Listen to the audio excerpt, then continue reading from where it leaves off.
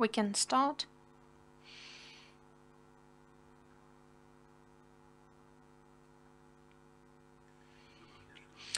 Good day, dear colleagues, friends. It's nice to see you offline and online at this event that is taking place in Kyiv Media Center, Crisis Media Center, organized by Vostok SOS event. This is the presentation of the results of the monitoring mission, International Monitoring Mission, that has taken place from 24th to 29th of July.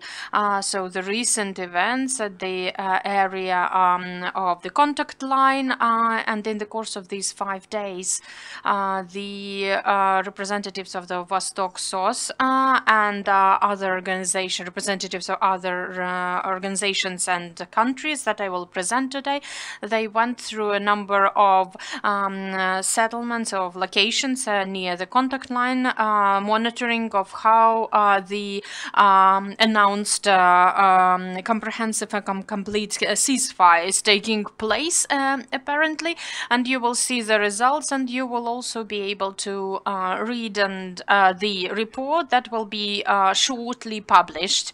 I would like to present our participants as just this is Piotr Andrusichko, the journalist from Gazeta Wyborcza, Poland, then the representative of the Ukrainian Institute for Future, Andreas Imland, Konstantin Reutsky, the implementing director, executive director of Vostok SOS, and Yevgen Vasilyev, the coordinator of and Ivar Dali, expert of Norway Helsinki Committee, and Grigory Frolov, vice president of Fund of Free Russia. So you will hear now the results, and please, Konstantin Reutsky, you have the floor. This was the 8th mission of this kind organized by the Vostok SOS International Monitoring Mission, organized by Vostok SOS together with our international partners, the DRA, with the support of the Ministry of Foreign Affairs of Germany.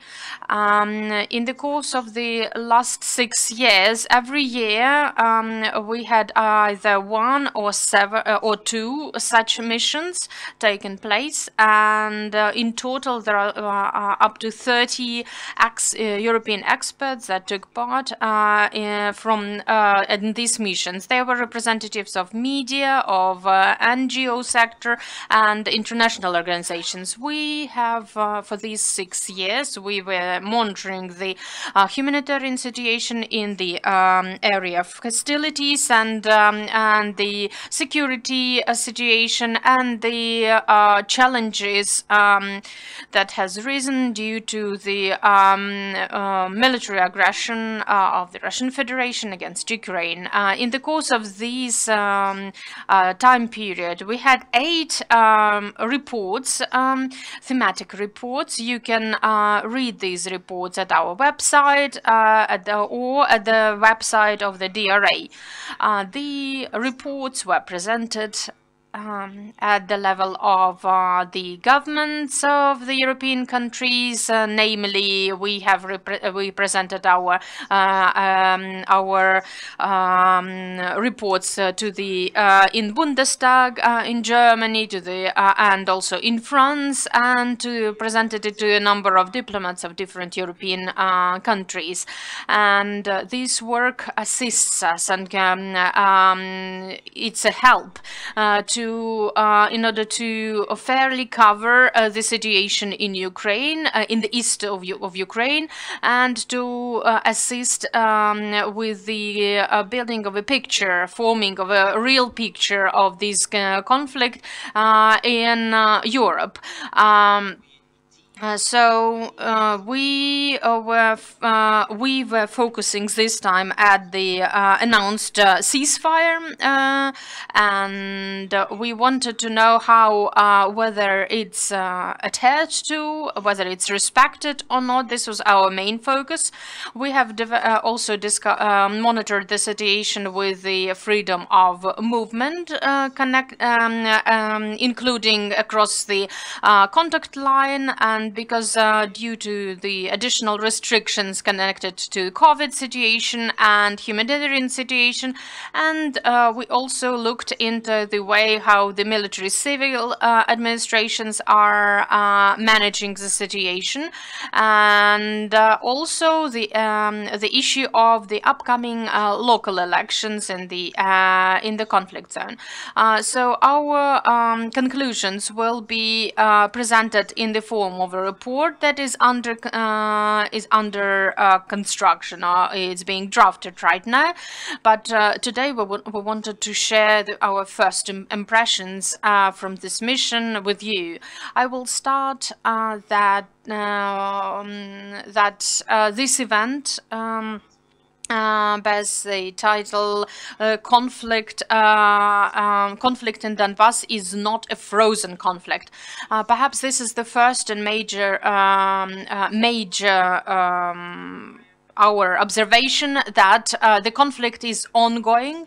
We've seen the quite intensive military hostilities after or before the 29th, if I'm not mistaken, the ceasefire announcement, and we have reported the violation of ceasefire regime after, and documented it. We have documented one of the injuries, a case of injury of a local resident in one of the locations where we went. I will stop here and we will pass the floor to our European colleagues then. Thank you very much, Konstantin, and I hope that we will come to this issue, which is most pressing now, because the 2 days before you started the mission, the decision on the ceasefire was taken, but it didn't happen, and we want to talk about it, but there is a number of other questions that, and I would like to ask Andreas Umland to share his impressions and for example, elections that are planned for this autumn. Please, you have the floor. At first, I want to apologize that I will speak Russian because it's a bit difficult for me to talk in Ukrainian. That so easier.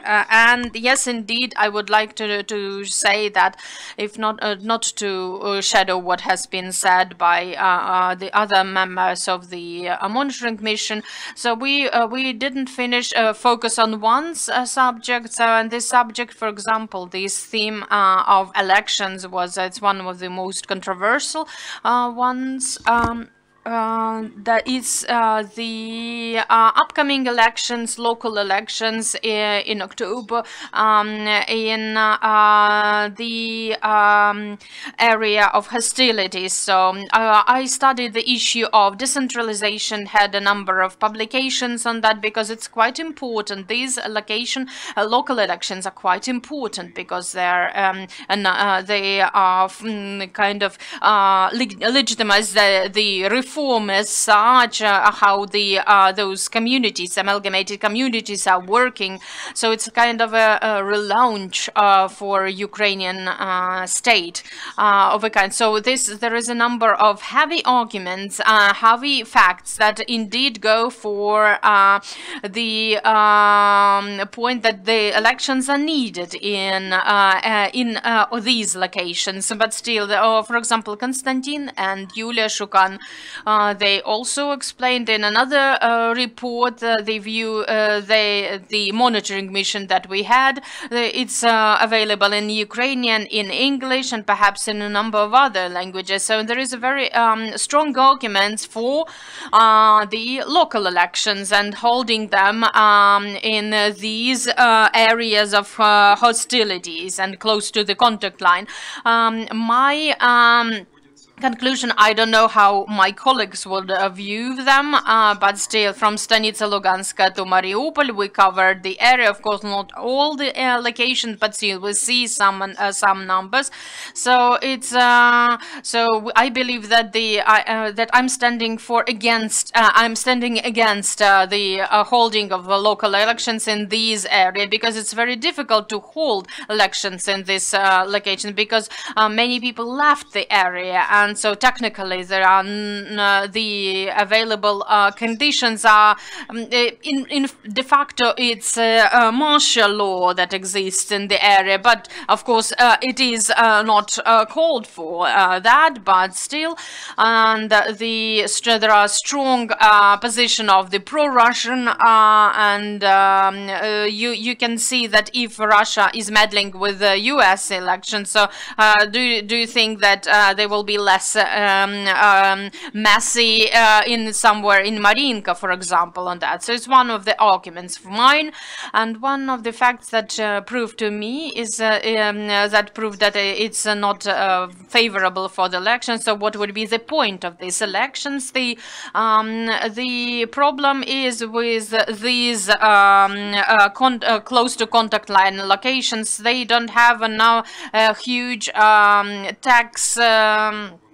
tax-forming economies, and these communities, amalgamated communities, those little towns and cities, they will be dependent on centralized allocations of funds. Still, they don't have, they are not generating too much revenue, state revenue. So, and the principle of the decentralization process, as I understand, that people are electing managers who will manage there, and there are no such conditions in those locations. And there is a argument, or the pretend slogan of that.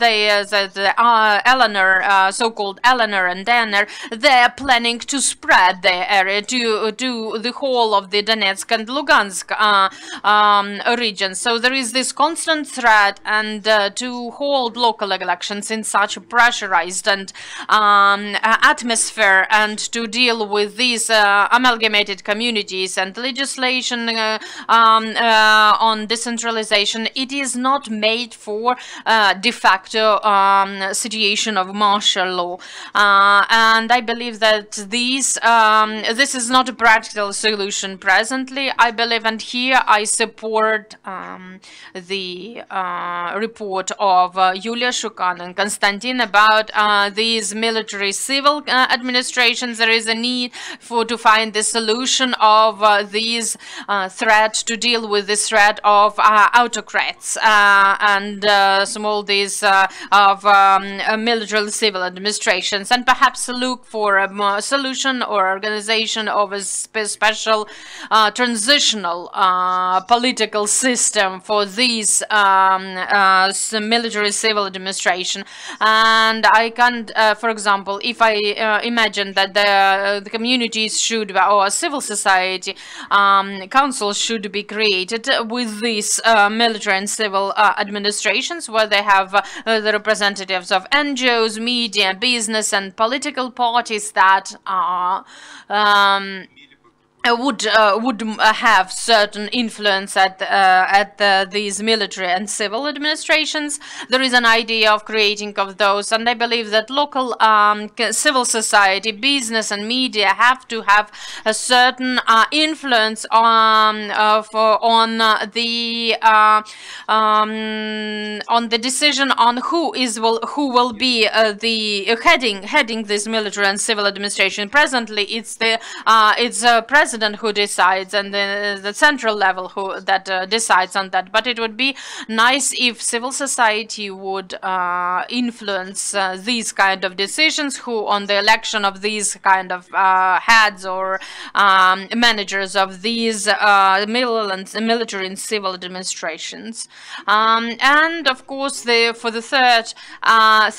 there is a certain channel of critique that should exist, and healthy critique, and perhaps regarding these military and civil administration and presidential role in the management of those, so that there would be a role that would correct to a certain way, and so that they would be whistleblowers, or they will show where the problem exists. So because the problem is that these military and civil administrations, they are not covered by the constitution. It's an out of constitutional creation, so to say, that, and in any case there is a need for a proper and a more detailed regulation of such. And I believe that the relaunch of this military and civil administration in the future, it's possible to create a model for future how to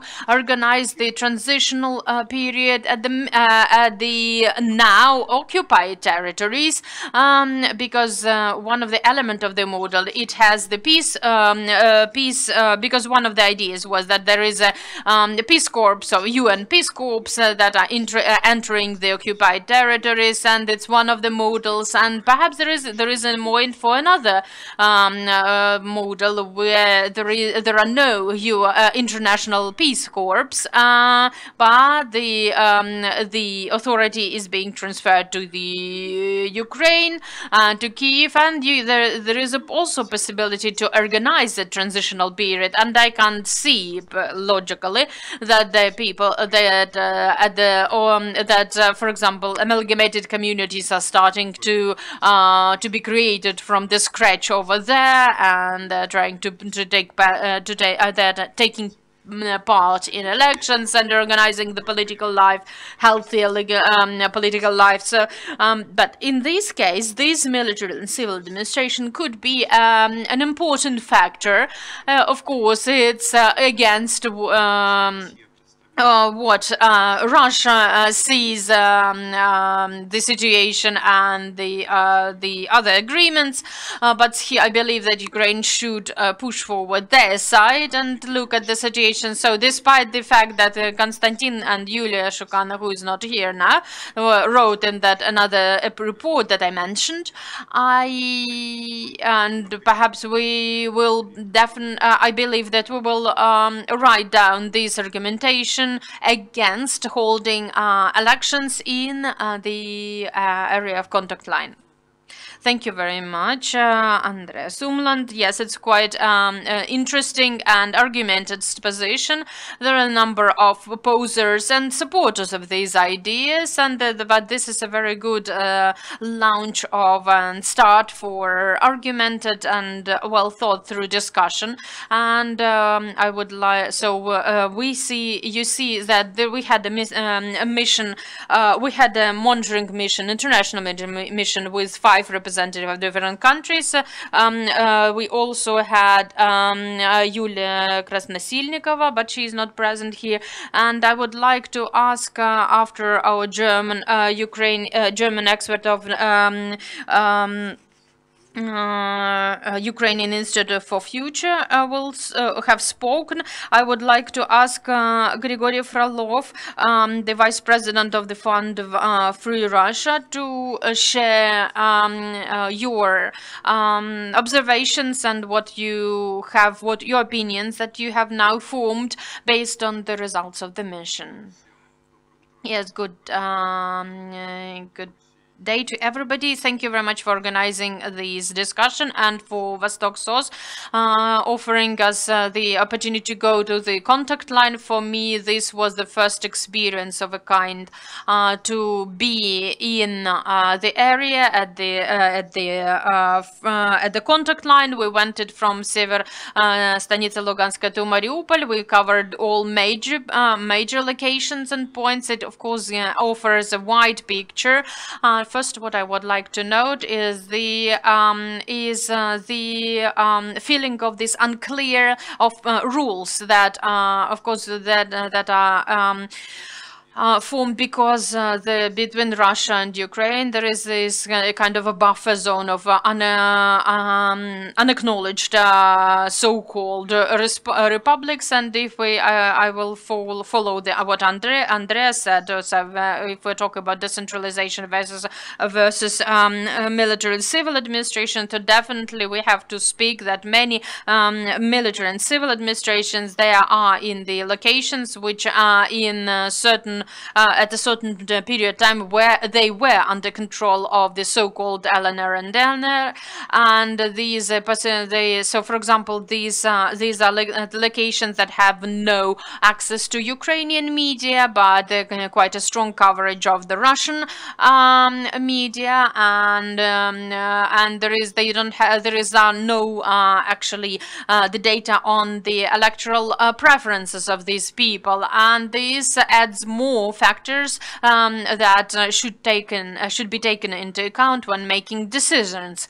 Of course, in order for the security and for arranging the life of these areas of hostilities, military and civil administrations are more active. But we understand that the longer these locations will work in these hand managed regime, the more there will be collusions with the Ukrainian state, and being an integral part of the mechanism of the state, and so that then the feeling of being part of Ukraine can decrease, and we see.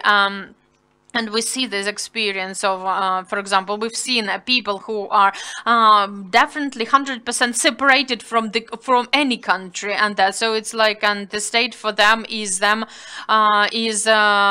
the state institutions that they see. It's the humanitarian organizations that they face more often. For example, in terms of provision of them, the water supply, electricity, and so on. So, because, for example, communications, and the problem, so some of the locations are very far detached and very difficult to be reached, and so from the point of security it's very important to keep this control. But we have to understand that there is a need to integrate these people into decision making at the level of their locations. And together with Konstantin, we talked that in the main, if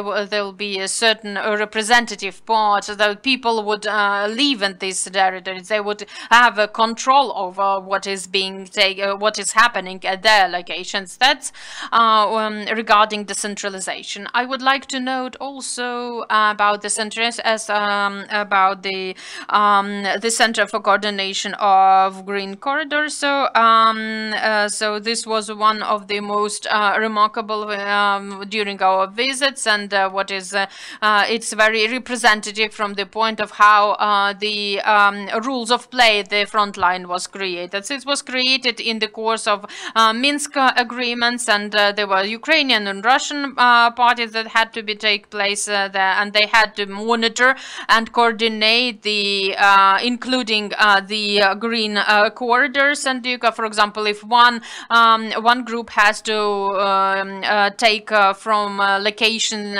for example, wounded or others, and that the ceasefire has to appear, that at a certain point the Russian side left this structure at a certain point and tried to substitute the representatives of unacknowledged bodies. And perhaps everybody's seen these case of the death of the medic who was trying to help and bring out of the danger zone the wounded soldier. So yes, and there was the green corridor was arranged with the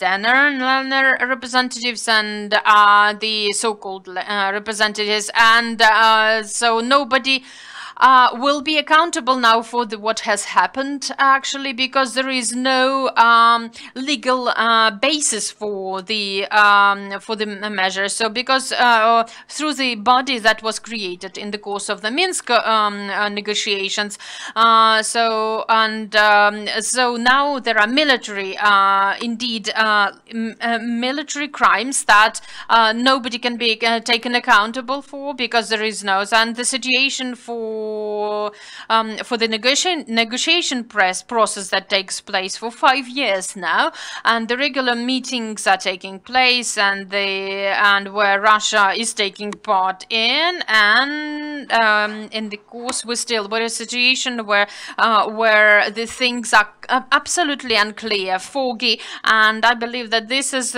so representative of what is happening at the contact line, at the front lines.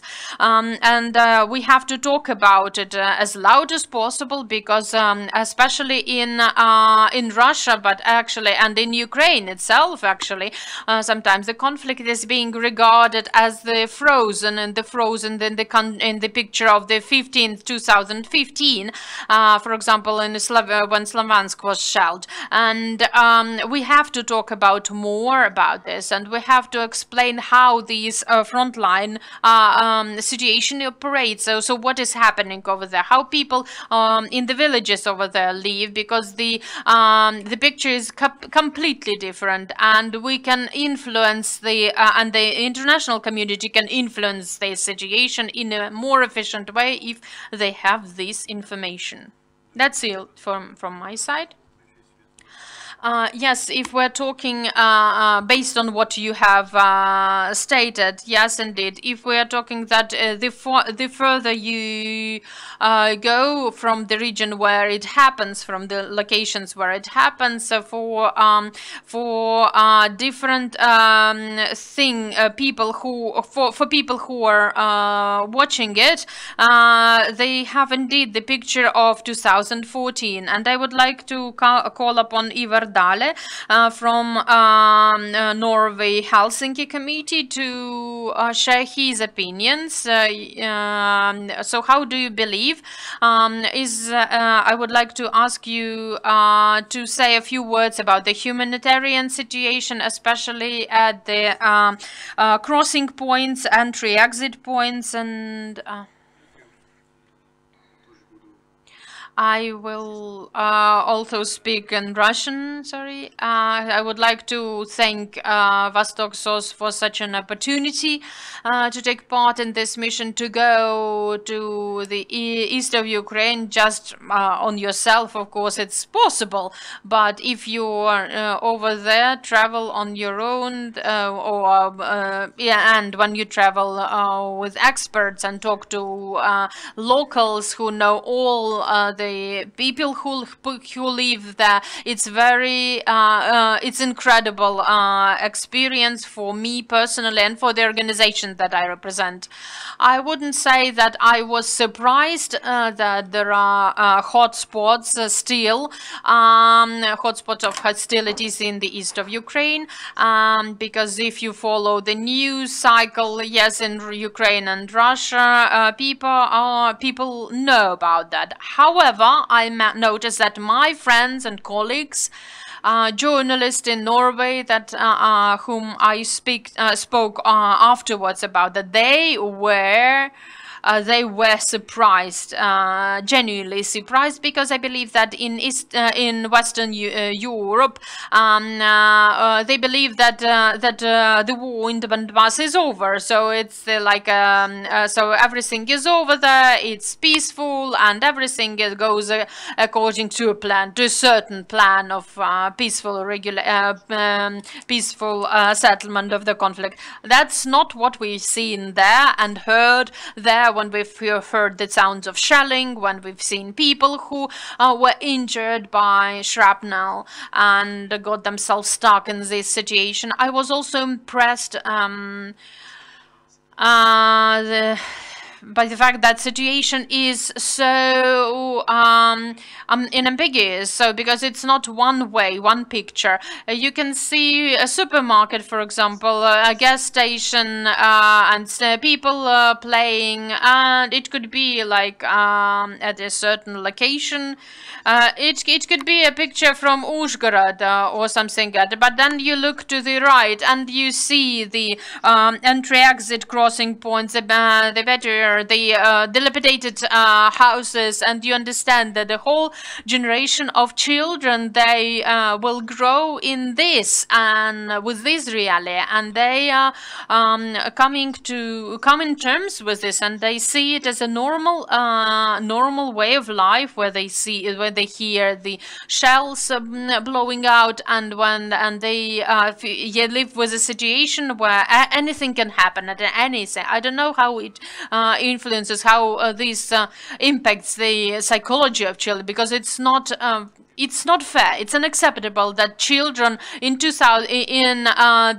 21st century, so for example, if the elderly are living in this, we can still understand that. But when we're looking at children, it's unacceptable. It's simply unacceptable. And I noticed that at the entry to the DNR, so-called DNR, we've seen people sitting there, living there at the border for 2 weeks, waiting for them to be let in. And I would like to say that it's not because of Ukrainian soldiers who was there on at the entry-exit crossing, but the problem is connected with the bureaucratic projects on the other side, that they can't find the people in the list, and they have to wait for these emails. So they are sitting at the bus stop for 2 weeks. Old elderly women, like a woman over 70, another over 80, and of course they are very depressed, because they if you listen to what they say, it's not right that they are forced to sit there. I listened that the former republic said, for example, in Inguria, in Abkhazia, or when you go to South Ossetia, so Transnistria, all those unacknowledged. So it can be even worse than there in these entry-exit crossing points, and where you see that many international organizations are taking, but people are not standing there for 2 weeks and living in the bus stops and for few hours. The difficult situations can happen, but I haven't seen such things. So perhaps there is a point that we need to think how to draw attention to these violations of human rights of this kind. Thank you very much, Mr. Dahl. And I would like to ask Piotr Andrusiczka, the Polish journalist. Piotr, this is not the first trip of yours to this location. And the course of the previous years, you are visiting these locations. So what's your impressions of this trip? And can you compare what has changed and what stayed the same compared to your previous visits to this area? So I can say that many things changed if you compare it with 2014 and 15, but there are some locations that I think that almost nothing has changed in certain locations. I mean the people who live there, because of course from my point of view as a journalist, my vision as a journalist for me, and the most important part for that is the situation of the peaceful civilian and population that continue live there. Still, many people are living well, de facto at the contact line, at the front line, and we didn't have a. So it's very important to compare this. For example, this experience, I was for the first here in January 2015, and I can't imagine how difficult and months and days it was for those people who live there constantly. I spent there a few days, and I still remember those days. It was that was the last days of the days for Donetsk airport, and we were close to that area, and it was under constant fire. And the second time I was there in 2018, in July 2019, and I've seen that there are still there were locations where, for example, 40 people lived, and where they live without electricity, without light. So lighting. So can you see the area is constantly dilapidated. There is not a single house that wasn't untouched or wasn't shelled.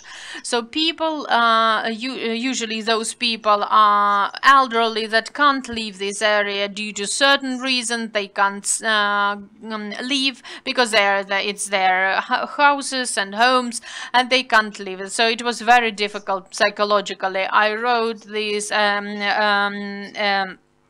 story about that, and came together over there 2 years later, and I've met those people.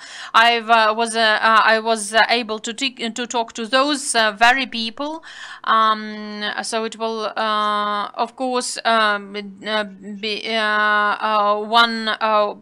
I talked to all of those people except for one elderly lady who died. Well, she was killed in the course of hostilities, and not many things changed. They still live without electricity. Of course, there is huge support that they receive from international humanitarian support from international organizations. They were provided with the solar paints. And they can, for example, put on radio. They can charge their telephones with that. They can use one light bulb, but they can't see, for example. But they can't use refrigerator. So it's since 2014. The huge challenges are with water supply. In many things, they are fully dependent on the support of international and Ukrainian humanitarian organizations. And I believe that one of the indicator of how what is the situation over there, and I believe that it's not this single area that is facing such challenges, because a week before our start, at one of the safe roads that they could use to travel to Avdiivka, to go to the shop, for example, this road was closed because the two mines were detected there, and this was the only road that was the safe connection with the outside world, so to say. But this is the next complication of the situation, so to say. Of course, they can walk, they can go take a ride and go by bicycle, but still you can understand. Can you imagine a 70 or old person traveling on bike for 20 kilometers or so? So that's the point. You have to show this in Poland, such as the countries like Poland or EU member states. We have to prove it and show it, to show that the war is still going. So that de facto, we don't have the ceasefire, and the situation is not much better than still. But when we talked with local population, we still have they're wary of how long this ceasefire will last, because it's 29th ceasefire regime, and every single of them, they they would end with their launch of hostilities. And we've seen so for these in 2015 we were talking about the fire. We were in the area where people were talking about the where the ceasefire had to be taken place, but it didn't.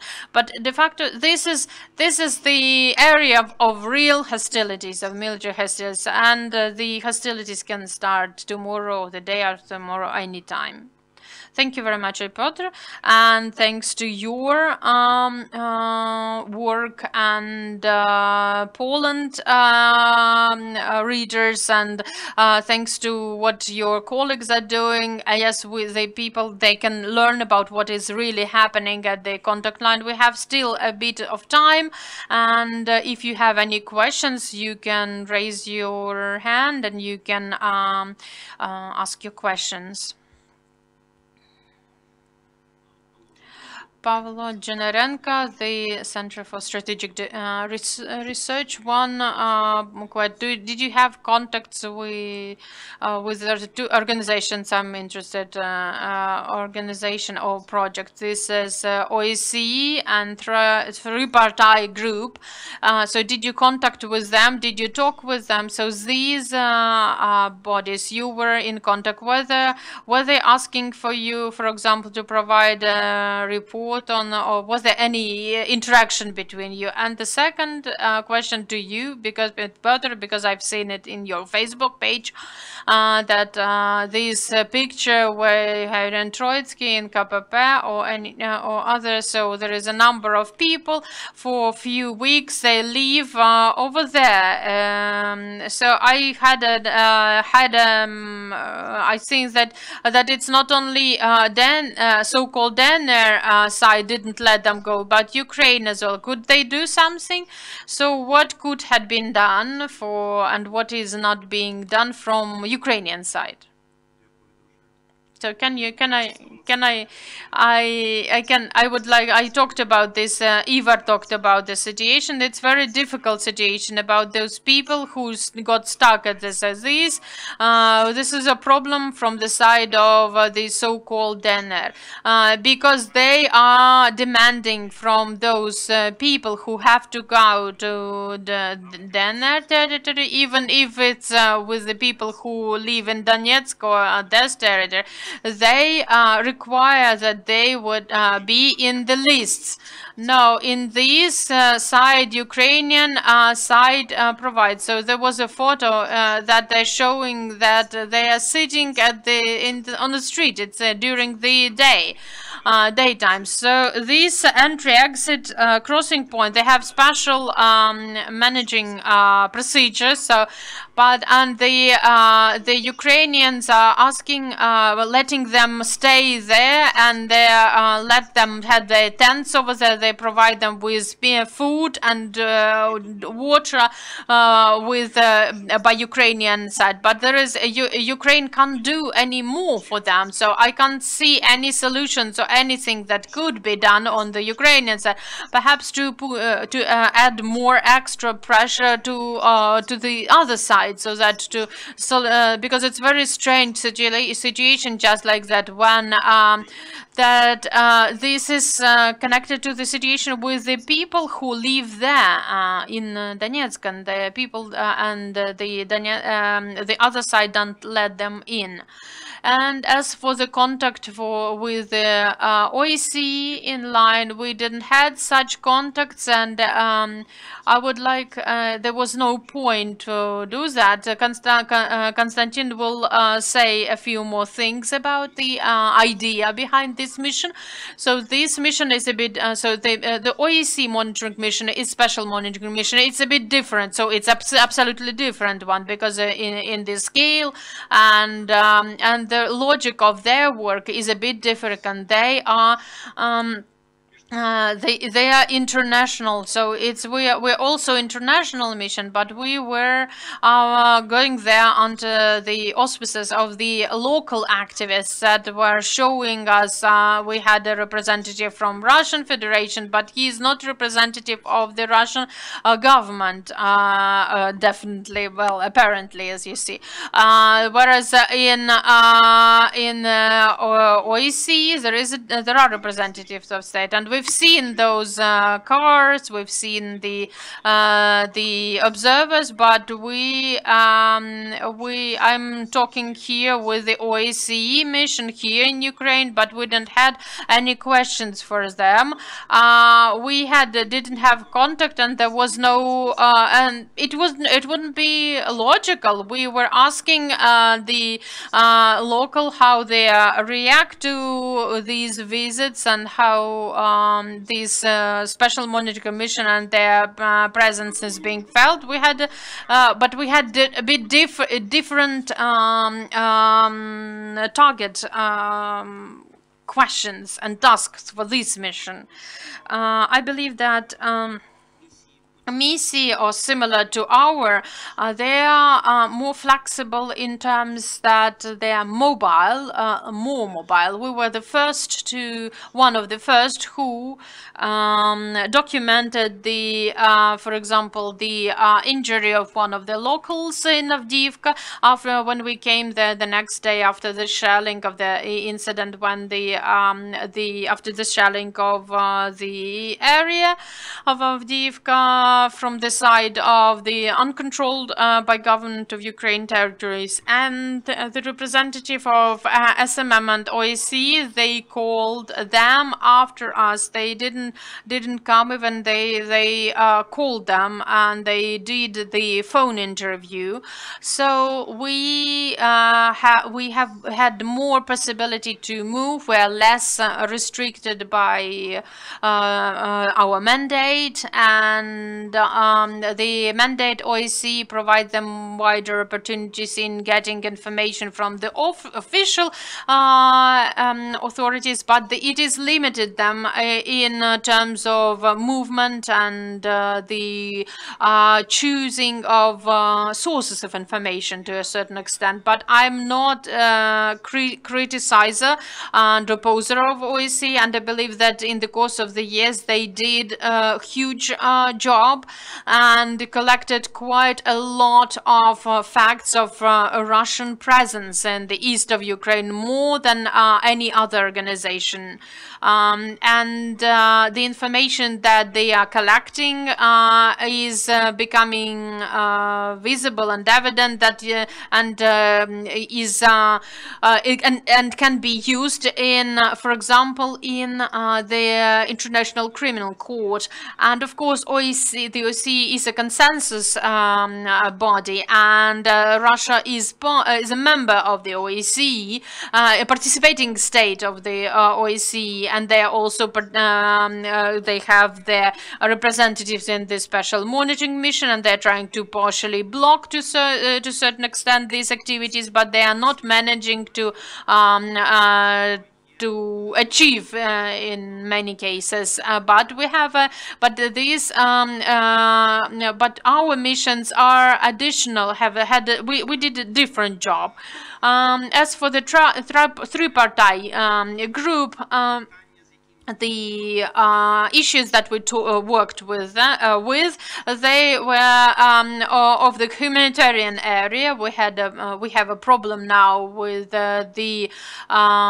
with humanitarian forming of humanitarian group from Ukrainian side. We don't have contacts who could help us to solve different problems or issues that we see in the field. So we called to the tripartite group, and with the issues on the blocking of the exit from the DNR, for example, through the entry and exit crossing points in Yelenivka. We called to the political subgroup, and they unfortunately couldn't be effective in working with this and to bring it to the attention of the humanitarian subgroup.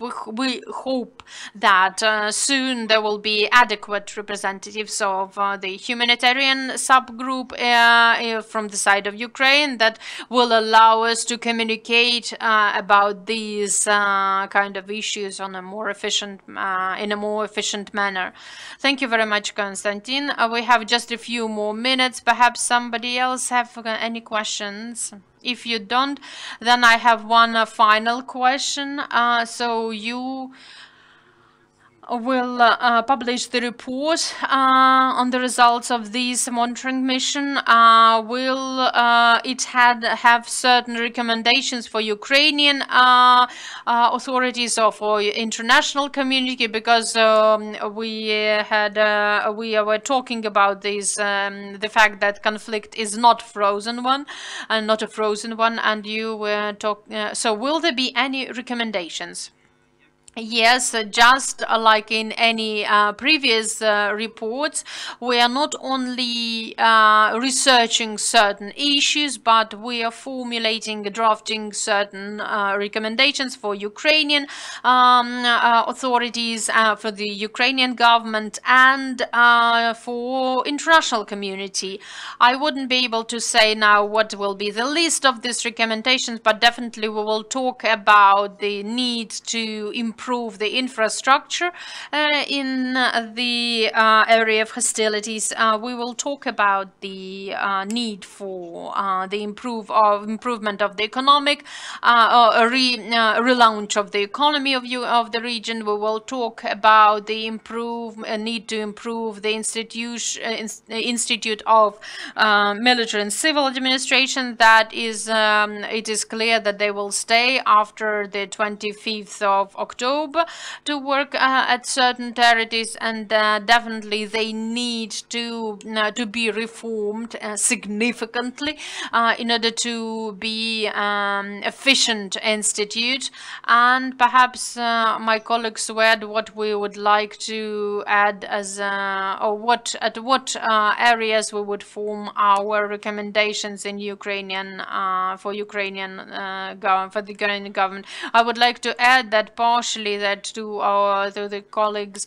So when we've seen the people who were spending night close to that entry-exit crossing points, it was connected that the Ukrainian side, they let them be there at the special conditions to get there to Ukrainian territories, and the DNR, they decided on to have these arbitrary restrictions, and this is one of the side of the example that the representatives of so-called republics, they don't like that, but it poses also the problems for, it's very important for those people to get back home. Of course, it would be we need to bring attention to these kind of cases, because and the second point that a lot has been said, that there is a clear information policy on the Donetsk and Oblast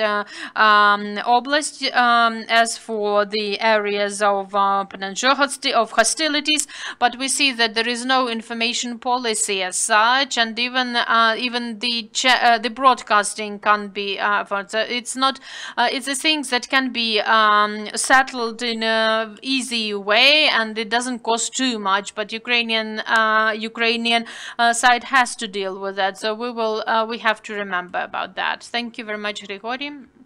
And I see so we don't have any more time left, but still you will be able to learn more about the results of this monitoring mission in the respective report, and read the recommendations provided in it. And you will be able to do this at the website of Vostok SOS, that who organized this monitoring mission on 24th, 29th of July near the contact line. And the mission, there were 5 countries that took place. So these were Konstantin Revutsky, the representative of Vostok SOS, Piotr Andrusichko, Polish journalist, and Andreas Imland, niemiecki, the Ukrainian Institute for Future, Ivar Dale, the Norway Helsinki Committee. And we, just like we said, that the conflict is not frozen, and we were having our press conference at the Ukrainian conflict media center. So please read and follow up on us. Thank you very much for your attention, and have a